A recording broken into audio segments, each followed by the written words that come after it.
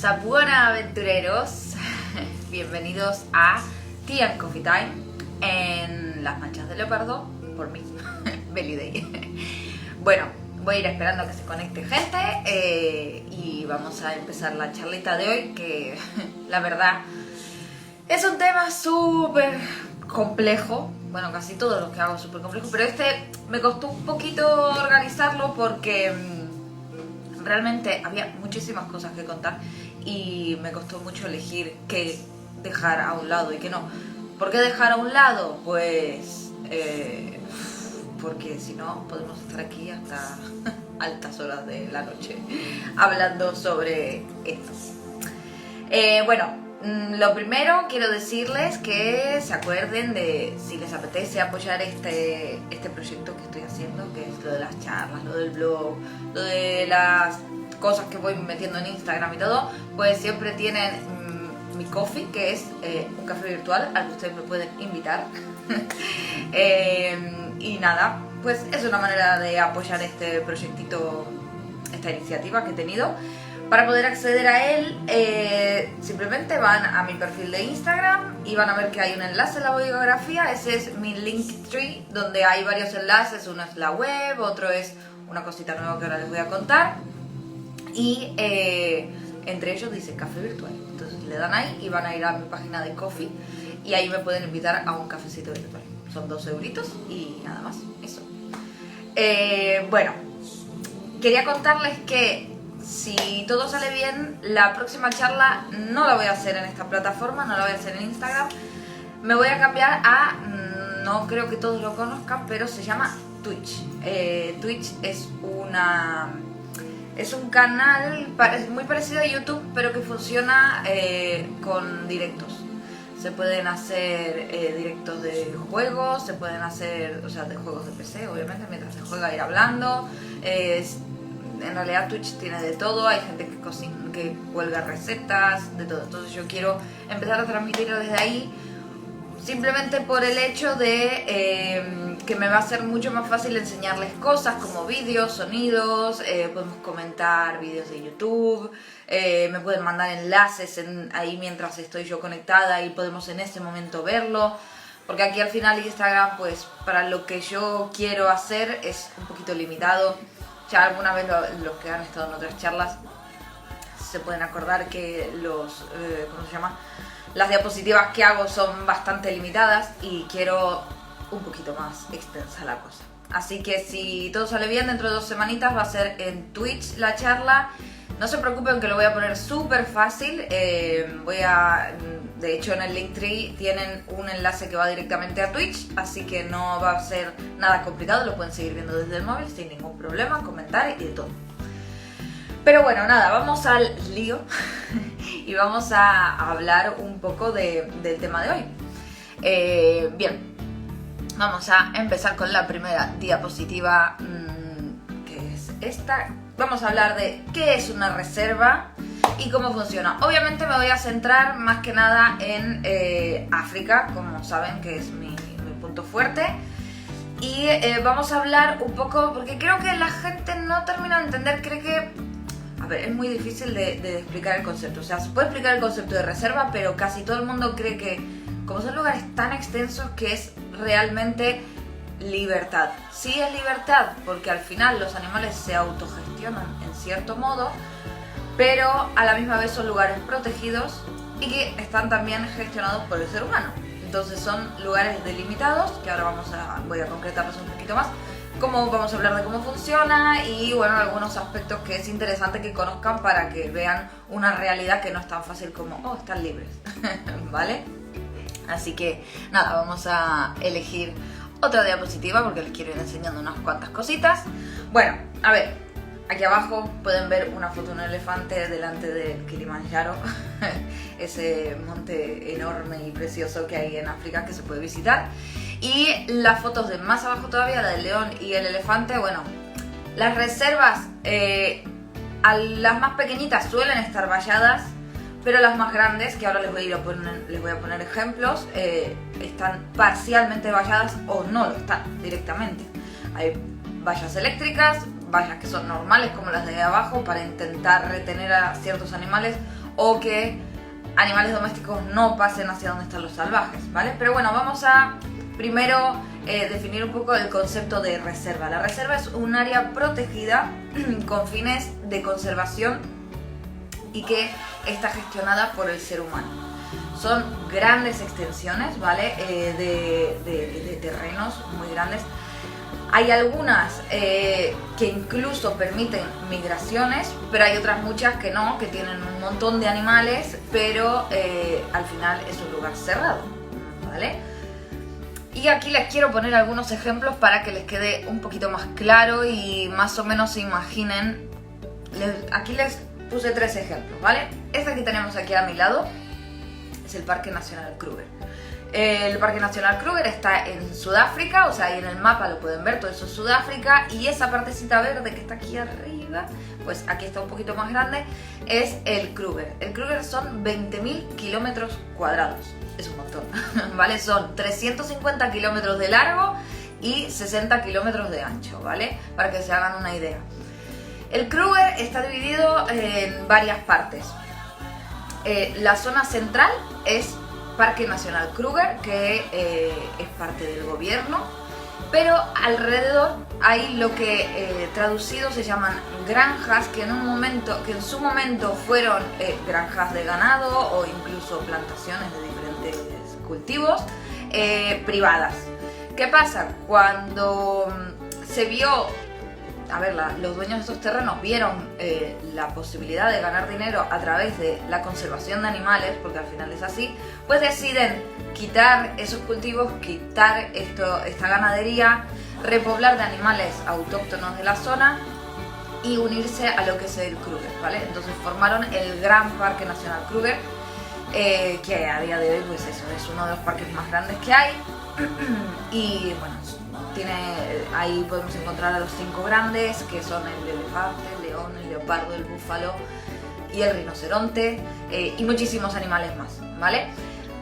Otro gran parque aquí abajo podemos ver, pero es un poco más pequeñito que el Kruger, que es el Serengeti. El Serengeti, como pueden ver, está una partecita en Kenia y gran parte en Tanzania, y lo que principalmente atrae a la gente de este lugar, que tiene unos 14.750 kilómetros cuadrados, es un pelín más pequeñito que el Kruger, pero aún así tiene uno de los eventos más emocionantes que hay en la Tierra, que es la gran migración de los ñus.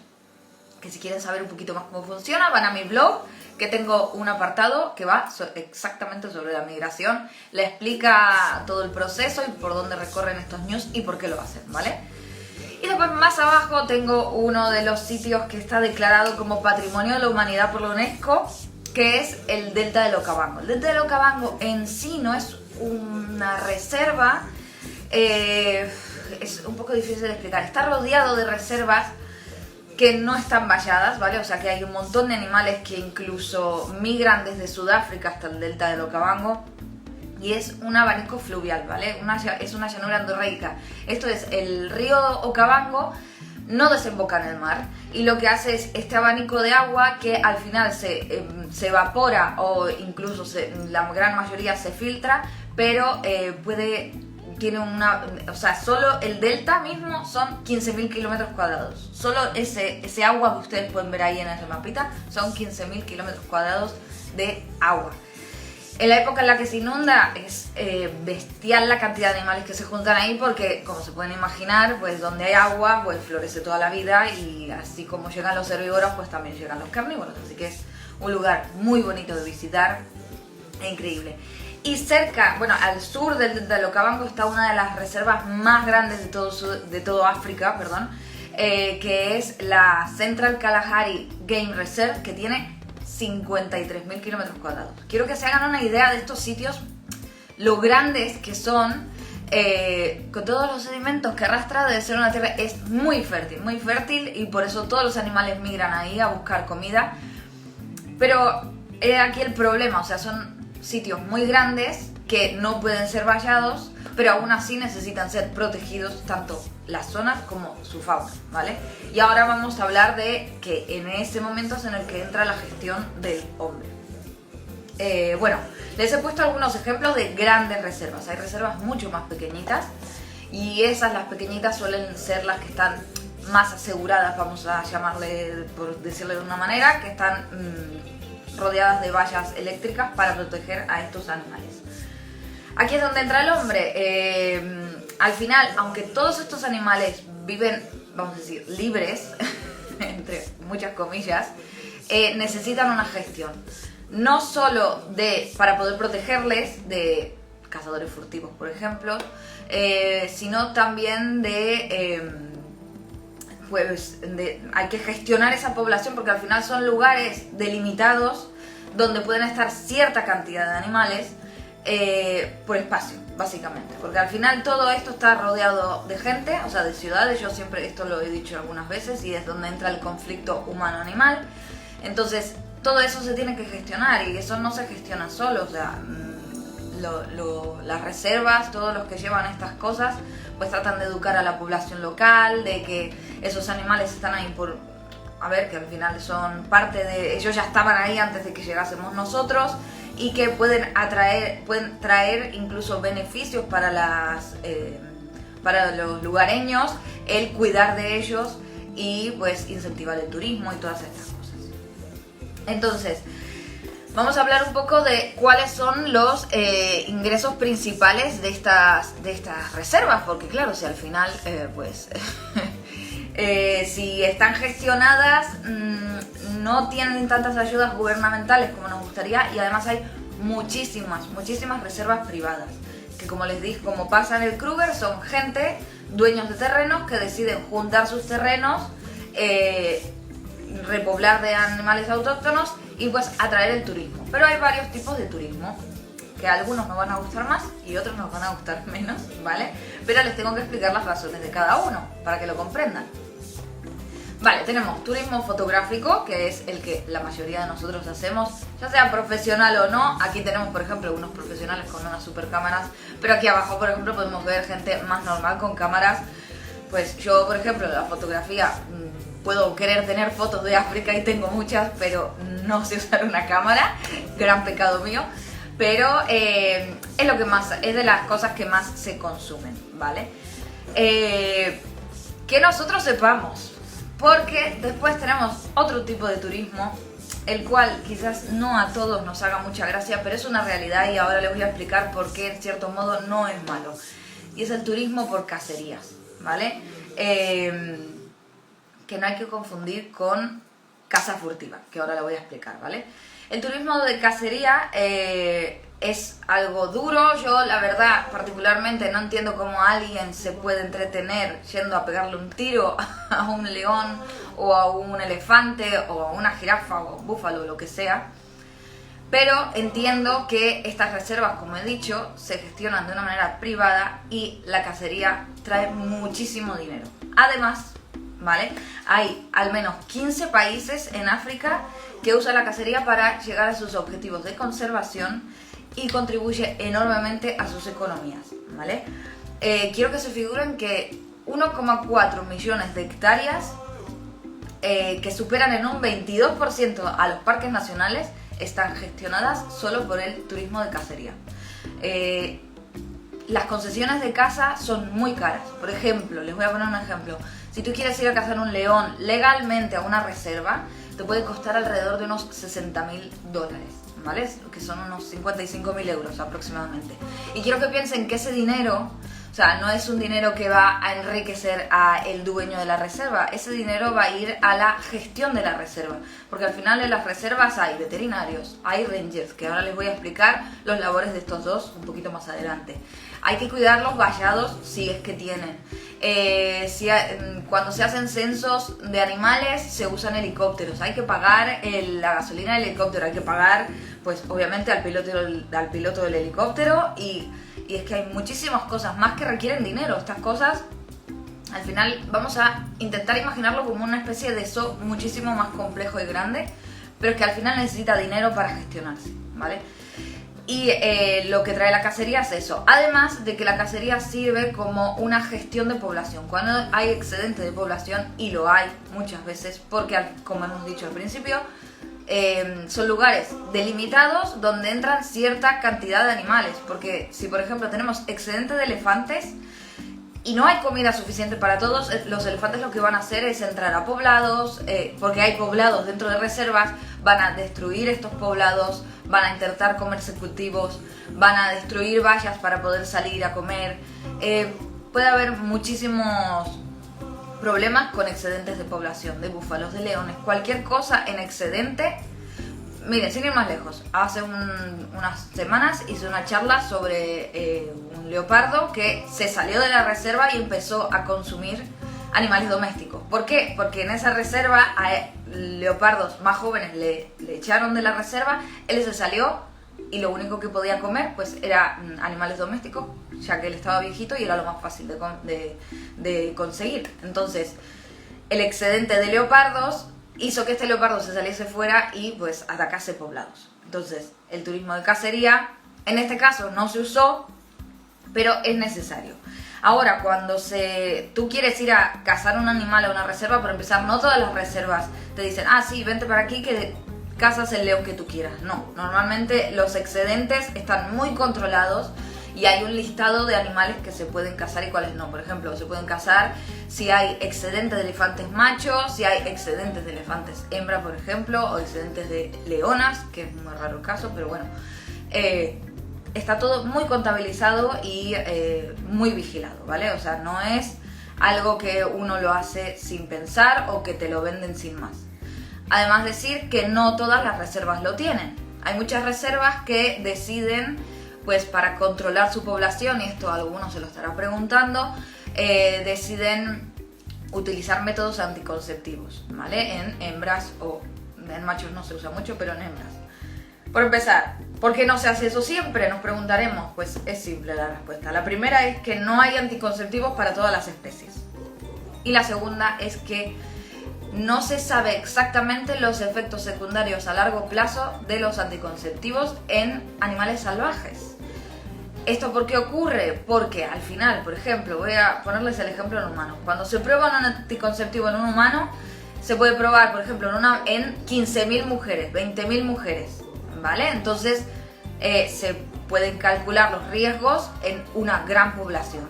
Pero, ustedes imagínense, si estamos hablando de animales que la gran mayoría están en peligro de extinción, ¿cómo probamos un anticonceptivo quedan 25.000 leones salvajes?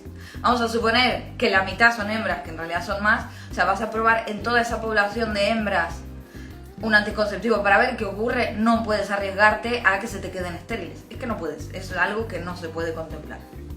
Entonces, hay algunas reservas que sí que se vuelcan en los anticonceptivos, pero no es lo ideal porque no se sabe qué es lo que puede pasar, ¿vale? Bueno, la otra cosa que quería que no confundan, obviamente, es lo que les dije, la cacería furtiva, ¿vale? La cacería furtiva es esta.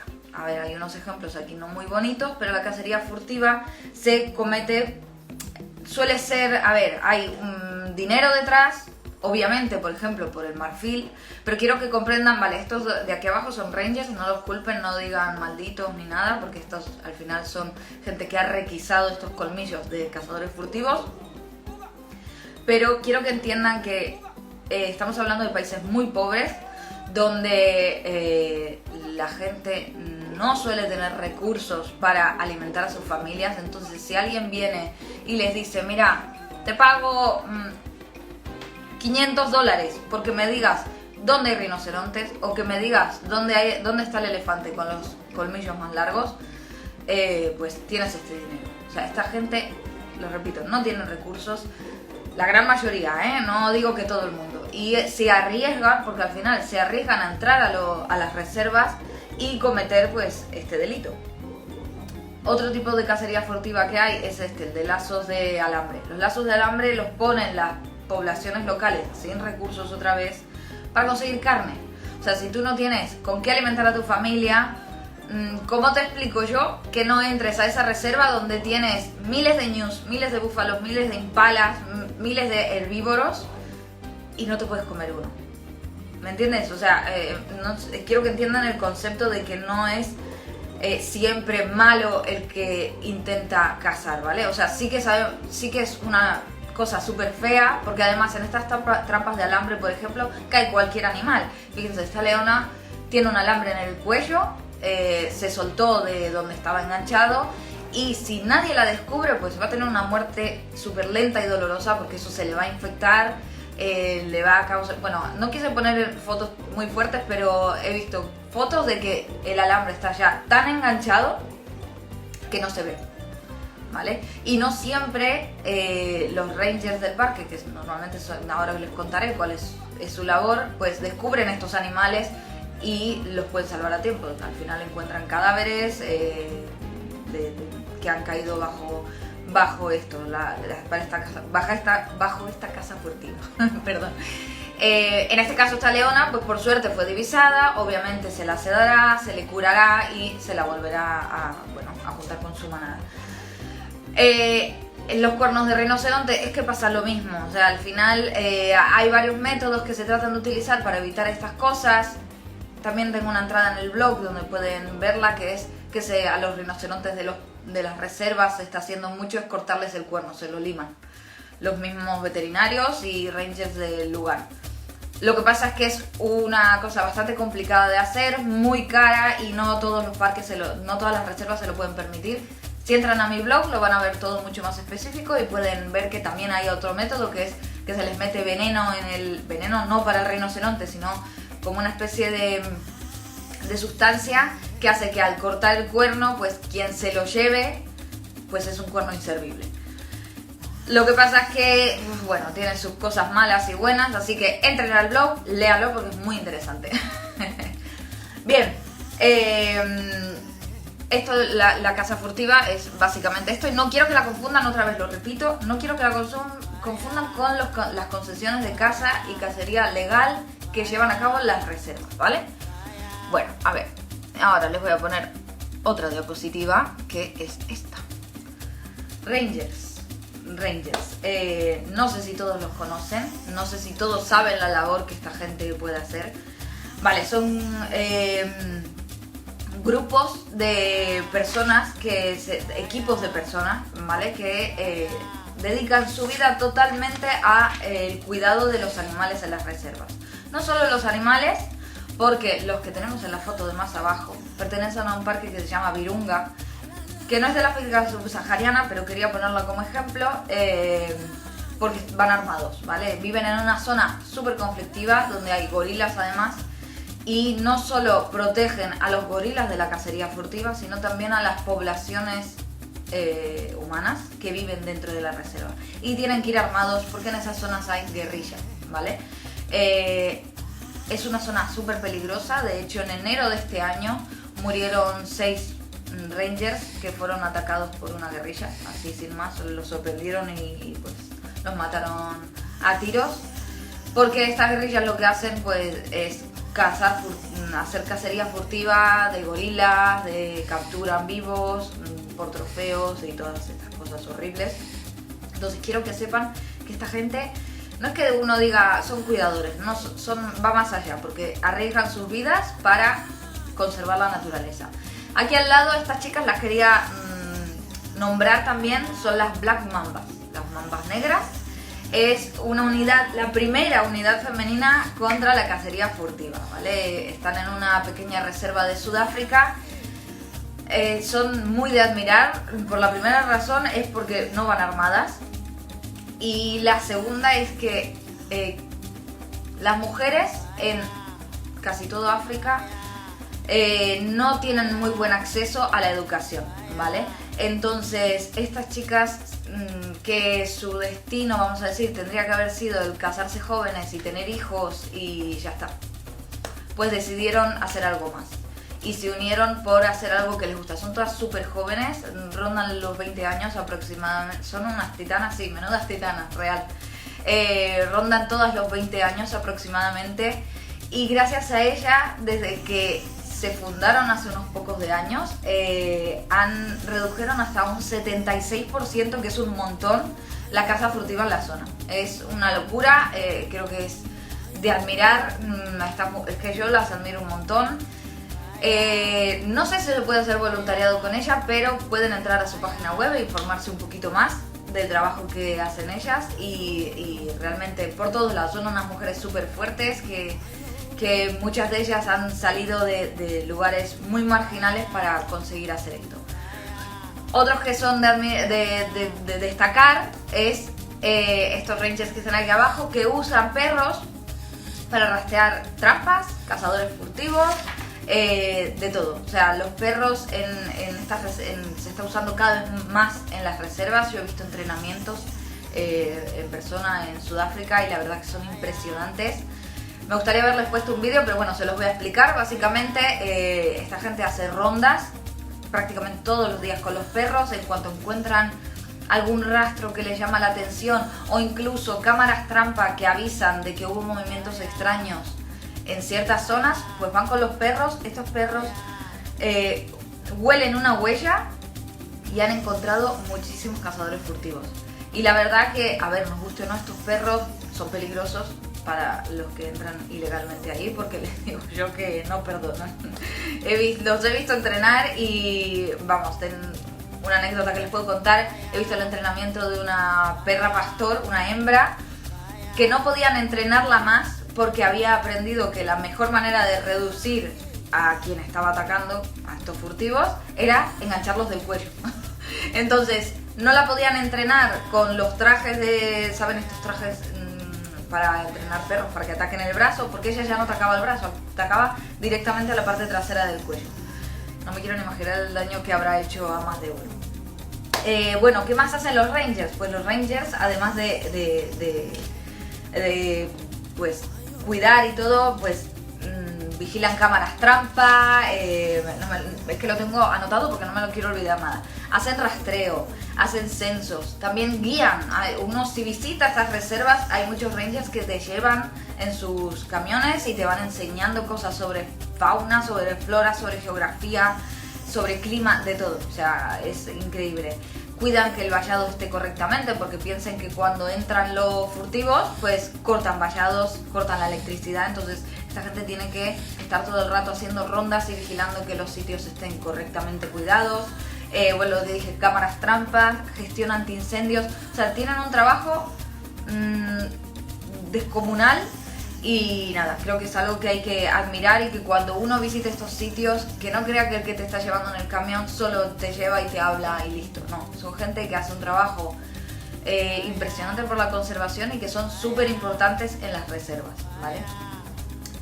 Por último, otro trabajo muy importante dentro de las reservas, que lo que pasa es que es un poquito, no voy a decir mediático porque no es eso, pero a veces hay gente que no lo comprende, y es el de los veterinarios, ¿vale? ¿Qué pasa? El veterinario solo va a intervenir en las reservas a la hora de curar animales cuando el daño es humano. A ver, si caen en una trampa de furtivos, se le va a curar. Si por una cosa el rinoceronte al que le pegaron un tiro para cortarle el cuerno sobrevive, que a veces pasa, es raro, y quedan muy débiles, pero pasa, se les cura, se les trata de llevar a lugares apartados especiales para recuperarlos y volver a soltarlos, y nada. Pero si la herida que tienen estos animales es causada de una manera natural, por ejemplo, que se rompe una pata huyendo, que en una cacería frustrada de cualquier animal se quedó mal herido, todas estas cosas que son naturales, porque pasan, accidentes que les pueden pasar, no intervienen, a no ser que sean animales en peligro de extinción. Por ejemplo, un rinoceronte, pues como quedan tan poquitos, pues sí que se les tiene un poquito más de atención médica. Si por ejemplo pues tienen una pata lastimada porque se clavaron una astilla y al final se les infectó, sí que se les va a curar. Si es una zona donde hay pocos elefantes, si es una zona donde hay pocos leones, y por lo que sea, miren, no sé si habréis visto en mis stories, colgué hace unas cuantas semanas una leona que tenía de haber intentado cazar un búfalo, el búfalo le pegó una cornada y llevaba un tajo gigante a través de toda la barriga. No llegó a destriparla, pero sí que tenía toda la piel abierta. Entonces sí que esa leona, porque en esa zona hay muy pocos leones, pues los veterinarios fueron, la sedaron, la curaron y nada, a ver, le hacen un seguimiento, pero tampoco es un animal al que uno pueda internar, ¿no? No hay una clínica donde ese animal se pueda apartar porque piensen que tiene que estar siempre con la manada. Entonces se intentan curar un poco dentro de las posibilidades de que se queden en la naturaleza sin que se les infecte y tal. Pero bueno, se les hace un seguimiento y la mayoría salen adelante. La verdad que los animales salvajes son muy fuertes en ese sentido. Los veterinarios también se ocupan de la gestión de traslados. A veces, en vez de usar las concesiones de cacerías, es como el último recurso, ¿vale? Se intenta, pues, a ver, tengo excedente de jirafas. ¿Hay alguna reserva que quiera jirafas? Pues se hacen estudios igual previamente, que estén sanos, que genéticamente coincidan, que las subespecies sean las mismas y se pueden hacer traslados de elefantes, de leones. Tengo también otra entrada al blog donde pueden ver uno de los traslados más grandes de leones que hay a una reserva donde no había. Así que pueden entrar y verlo, que también se llevó a cabo por veterinarios, obviamente. También se hace toda la parte de que se ceden animales para poner collares de rastreo, como el elefante de abajo, para también, si se le acaban las pilas a ese collar de rastreo, pues también es el veterinario y todo esto, ¿vale? O sea que la gestión veterinaria es súper importante, es diferente a la que conocemos de nuestros animales domésticos, pero bueno, esto es un poquito así por encima cómo funcionan las reservas. Entonces quiero que comprendan con todo lo que les he contado que las reservas, los animales viven libres, otra vez lo digo entre comillas, pero necesitan una gestión humana para poder avanzar. ¿Por qué? Por lo que les dije al principio, hay conflicto humano-animal, hay caza furtiva, bueno, y hay un montón de cosas más donde el humano puede hacer un mal, pero estamos los que queremos protegerla para poder defenderlos de todos estos agentes externos que de una u otra manera pues acaban con ellos. Pero bueno, dada la época en la que vivimos, quiero agregar una cosita en esta charlita de hoy, que la verdad no se ha hecho muy larga, media horita, pero bueno, para que comprendan qué es lo que está ocurriendo. Todos conocen este que está aquí abajo, ¿no? Bueno, es el coronavirus y no sé, bueno, hay 9 personas conectadas. Quiero que me digan qué creen que ha pasado en estas reservas durante toda esta época del coronavirus. Venga, les doy un tiempecito para que me digan qué es lo que creen que ha ocurrido durante todos estos meses de cuarentena, todos estos meses en los que no podemos viajar a hacer turismo, donde hay muchísimas reservas que no aceptan gente ahora mismo, ni de voluntarios, ni nada. ¿Qué creen que ha pasado? A ver. ¿Que los animales han sido más desatendidos? Sí, en cierto modo eso es cierto. A ver, hay muchísima gente que cree que, claro, al haber más caza furtiva, pues sí, también ha mejorado. Mira, ¿ves? Eso es lo que yo quería llegar. Hay mucha gente que cree que ha mejorado todo y no es tan así. Hay muchísimas reservas que están sufriendo muchísima caza furtiva. ¿Por qué? Porque piensen que el coronavirus lo que ha hecho es, aunque también han estado también más relajados de los turistas, sí que es cierto que han estado genial sin turistas, sí y no, ¿vale? Puede que no sufriesen tanto estrés en lugares donde se aglomera el turista, pero quiero que piensen que el coronavirus lo que ha hecho es que todas estas reservas, que como les he dicho, la mayoría se subvencionan por el turismo, no lo están teniendo. Con lo cual, todos estos rangers, todos estos veterinarios, toda esta manutención del parque se ha quedado sin dinero. Hay muchísimas reservas que han tenido que... piensen que ahí no existen ERES como los que estamos teniendo en España. No sé si me están viendo solo gente de España, pero aquí en Europa estamos teniendo ayudas si nos quedamos sin trabajo. Ahí no, ahí la gente que se queda sin trabajo se va con lo que tiene puesto a su casa, no va a cobrar absolutamente nada. Entonces, ha aumentado todavía más la pobreza, si cabe, en un continente donde ya la precariedad es abrumadora. Hola, Colombia. Entonces, quiero que piensen todo esto que es... Se han quedado sin dinero, no tienen dinero para proteger de la caza furtiva. Lo que han dicho antes, ha dicho Raúl, que ha puesto por ahí, la caza furtiva ahora es... Hay lugares donde ya no saben cómo hacer porque dicen que han retrocedido como 10 años en lo que era protección. Porque es que como no pueden pagarle a sus rangers, no pueden pagar una gestión y una protección, pues no tienen dinero. porque lo traía el turista, ya sea de cacería o de fotografía. A ver, aquí me dicen, entonces, ¿dónde está el equilibrio? Al final las reservas son dependientes al 100% de la gente. En parte sí, pero ¿por qué? Porque al final es el mismo ser humano el que entra a hacer daño. A ver, hay muchísimas reservas donde no hay tantos problemas. Sobre todo podemos decir las que son más libres y de migración, pero aún así, cuando todo esto vuelva a la normalidad, va a haber muchos centros turísticos de voluntarios.